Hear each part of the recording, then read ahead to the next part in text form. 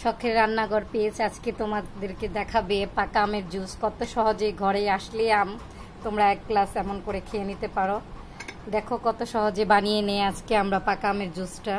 এখন আমের মৌসুম, তাই ঘরে তো আসবেই আম, তখনই চটজলদি ছোট বড় সবার জন্য করে নিও এমন করে জুস।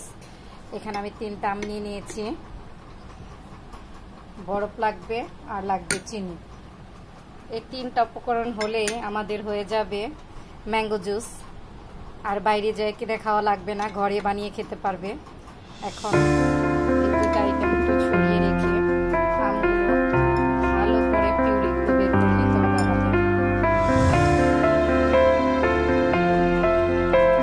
আম থেকে আমার এই পিউরিগুলো হয়েছে। এখন আমি একটা জার নিয়ে নেব। জারের মধ্যে দিয়ে দিলাম আম চিপড়ে যে পিউরিগুলো পেয়েছি, স্বাদ মতো চিনি দিয়ে দিলাম, যে যেমন খাও। সাথে দিতে হবে পানি। ঠান্ডা ঠান্ডা কলিজা ঠান্ডা করার মতো জল।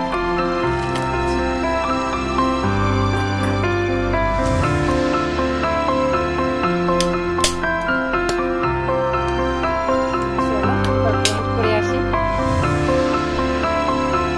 জুসটা হয়ে গেছে। গ্লাসগুলো সাদা চিনি লাগিয়ে নিয়েছি। এটা আপনাদের ইচ্ছের উপরে।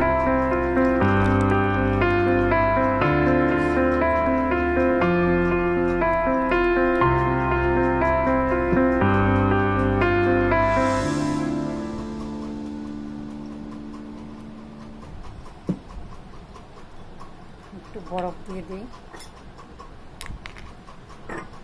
জুসটা যতটা ঠান্ডা হবে ততটাই খেতে স্বাদের হবে।